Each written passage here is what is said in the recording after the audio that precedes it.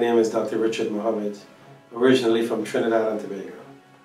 I graduated from residency in '95. However, after my first year of residency, I got my license. So from '93 until now, I've been practicing emergency medicine. The first 20 years at the trauma center, 5 miles away, and then the last 3 years right here at Florida Hospital. Once I show up to work and I get a report, and then I let the guy go home that I'm relieving, I'm ready to work. The minute a patient walks in, I will go into the room, introduce myself.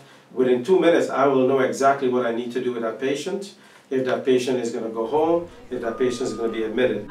I would say Dr. Mohammed is one of our better ER physicians. He definitely is what he was born to do, because not only, like I said, is he very compassionate and warm with the patients, but he's also very driven in that he doesn't have idle time. You know, he's constantly doing something and moving forward and trying to get them out the door. We know that patients don't come here to just hang out with us all day.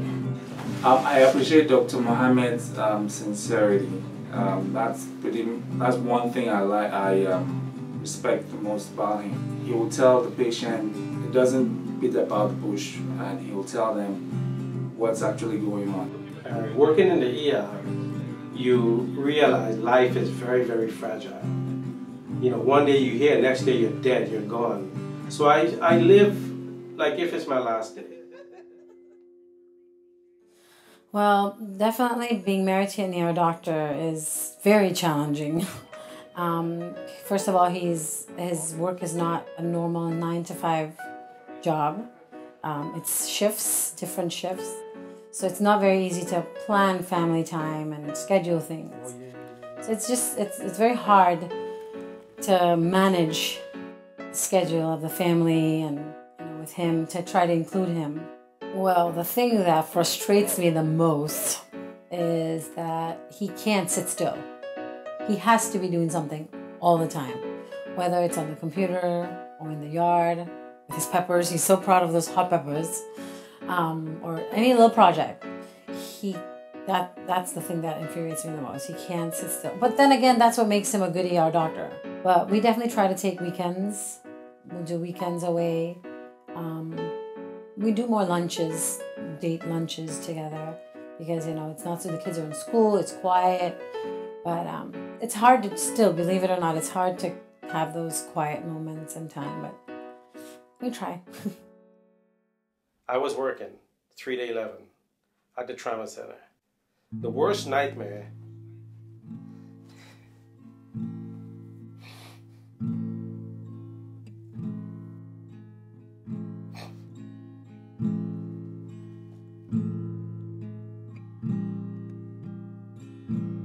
What?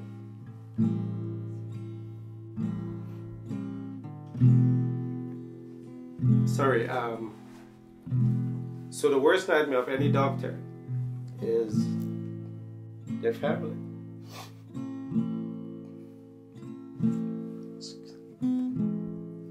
Coming in hurt or injured, or worst of all, dead. So I was working 3 to 11 and we got a call that a family was involved in an accident. So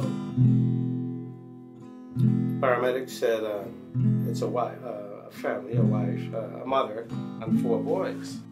And they said it's Dr. Mohammed's family. So I remained calm. I said, okay, just I called the paramedics. Make sure you don't separate them. Bring them over to us. But it was the worst nightmare. And that was October 2008. It's now 2014. They're all doing well. An example of when Dr. Mohammed had to be notified and taken control right away. I remember one where a patient was really sick and we couldn't get IV access or blood work or anything like that. So Dr. Mohammed jumped right in, did an advanced procedure called a central line. And once he did that, everything started going smooth. We started getting the patient back stable. And I think it was a very positive outcome once he jumped in and did that central line. There is no other job I think I would enjoy better. And the reason why is because I can impact somebody's life directly. And even if you're a stranger, I can say this as I think I know him for almost over 30 years. he doesn't care. In his personality, he doesn't care who he's helping. I think is embedded in him as a doctor and as a human being. And so if you ask him for help, without any bounds, he will help you. And I think as an ER doctor, the greatest sacrifice anyone can take is be committed to his job. His sacrifice has always been family first, no matter what. If he had to be at work, there is some kind of drama or some kind of a event is going on at the house, he's connected. I want him to know, then be confident and know what a great dad he has been to our boys. Because again, that has been one of the biggest concern of his when we were having kids. Because he didn't have that role model or a father in his life. And my wish for him is definitely to be confident and know that he was a good dad. He's an awesome provider, husband. You know, he's really a family man. So I think definitely my wish for him would be for good health and happiness, and to, like I said, be confident and know that he is a great dad. The emergency room is an unbelievable place. You never know what to expect. And no matter what you see on TV, that's not the emergency room. The emergency room is unique because you have from the highest of society to the lowest of society come to the ER. You meet every walks of life, every race, every creed, every culture.